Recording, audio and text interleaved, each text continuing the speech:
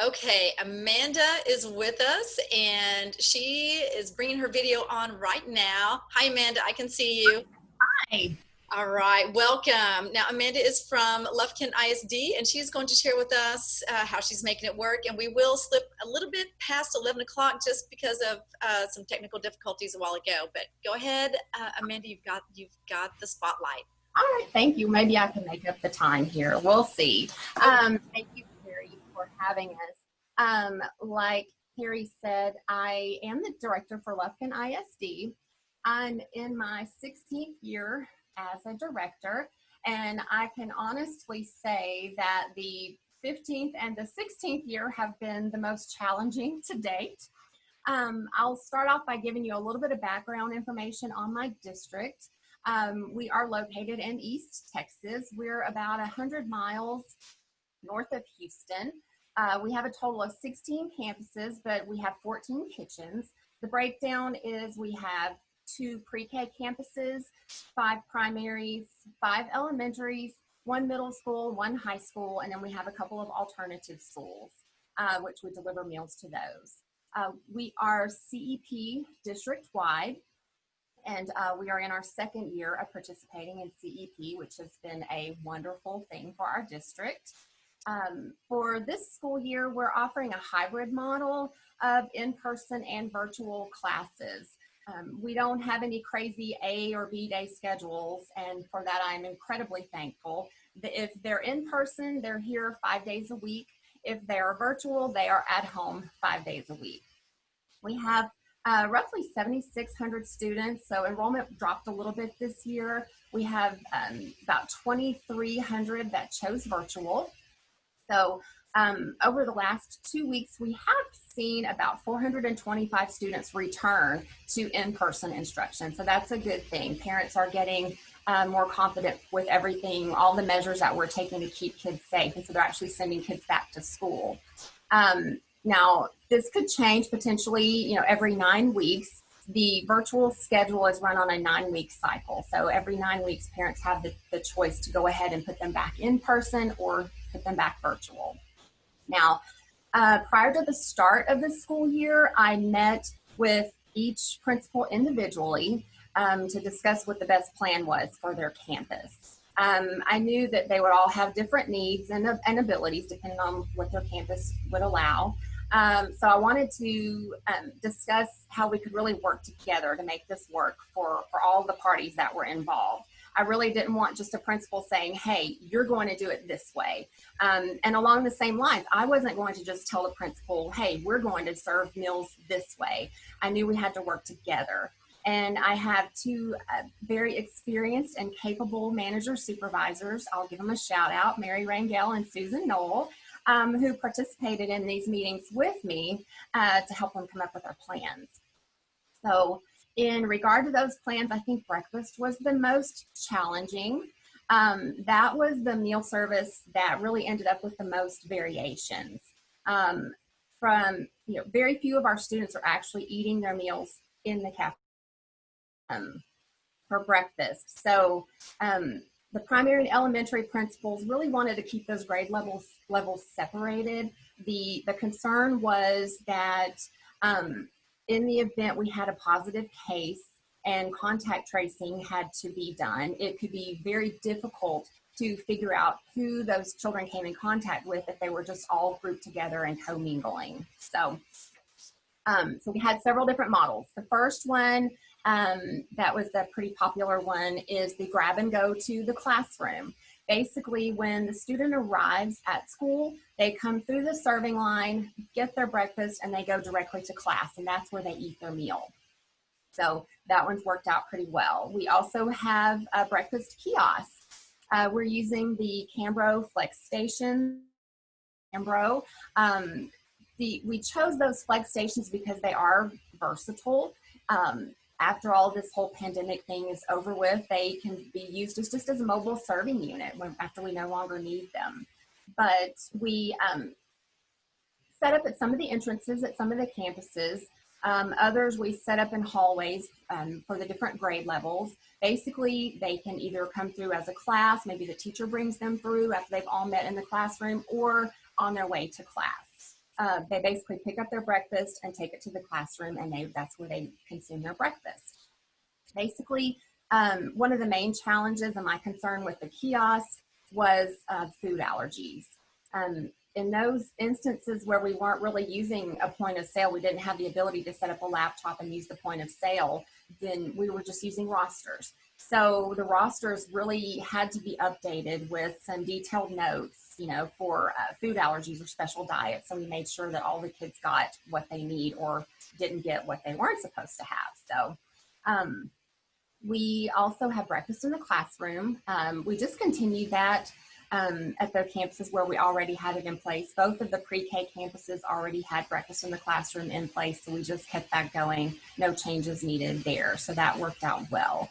Some of our campuses actually have a blended model of all these different types of meal service. So there are a lot of things going on every morning at this school. So we'll move on to lunch.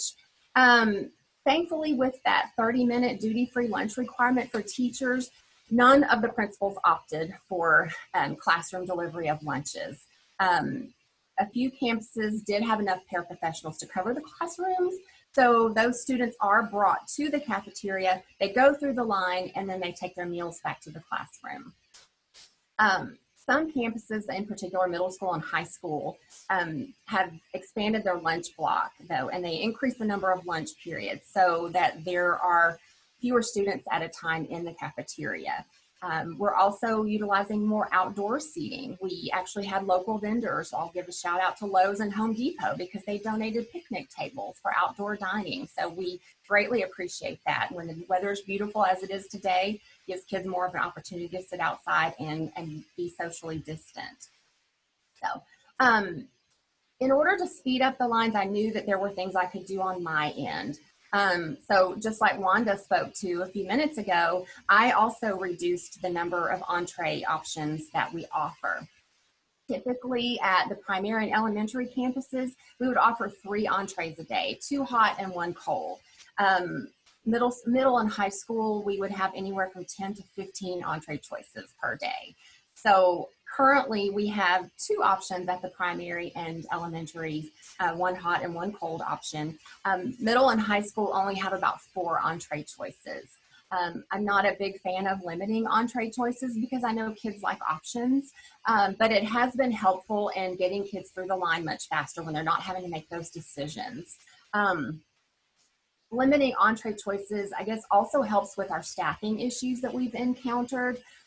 With our employee health protocols that are in place right now. If someone has something as simple as a sore throat or a runny nose, they're sent home. So fewer choices really helps to lessen that chaos that's in the kitchen and trying to figure out how much of every entree that needs to be prepared. So we're also providing meals to our virtual students. Daily, we're offering a hot lunch during meal service time, and then we give them a breakfast for the next morning. One of the things we started doing for the virtual meals is using some of that newer technology that's available. Google Forms, basically, parents were provided a link where they can sign up for those meals. This form then auto-fills into a spreadsheet that I've shared with my managers, and then they contact the parents to coordinate all of the curbside meal pickups, times, locations, all of that. So I would say the most unique thing that we've done during this pandemic, though, is probably to answer the call from a neighboring school district. It was a small district, about 270 students, and all of their child nutrition staff had to be quarantined. They had no one to feed their kids.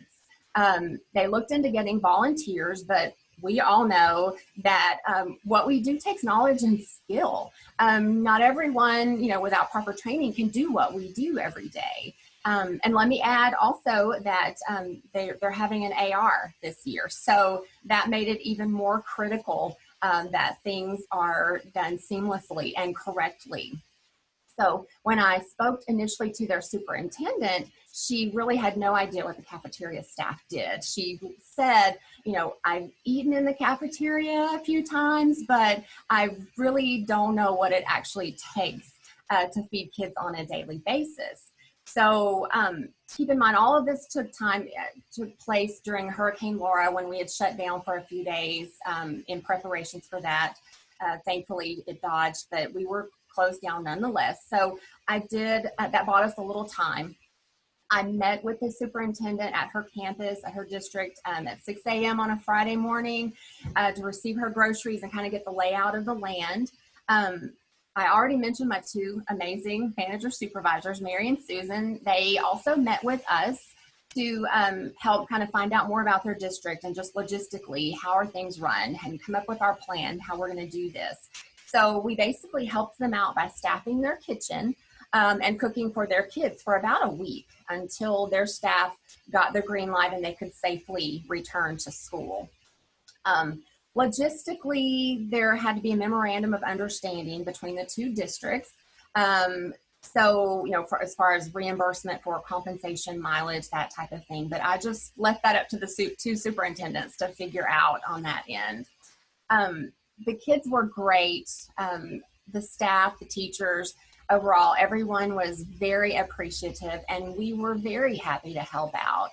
In school nutrition, we all work together. We're not competing with each other, so it's important to help each other out when we can. So I guess, we're all working through our challenges, right now. So keep in mind your neighbors. So don't be afraid to reach out to them if you're, needing help, or answer that call for help if they call, and see what you can do, because it really can be a very rewarding and positive experience during this trying time. I guess I'll wrap it up because time's getting, it's going to be 11 o'clock, but I do want to thank you all for your time today. This has been an awesome experience. And let's face it, you're all rock stars, okay? So hang in there, and I'll leave you with kind of a paraphrased quote from John Gordon. It's something I try to keep in mind every day.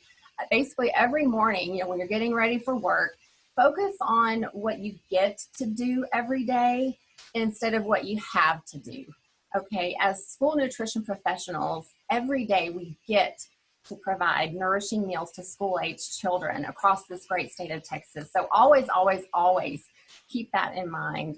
And that keeps us going on these crazy days. But thank you all, and I hope you have a wonderful day.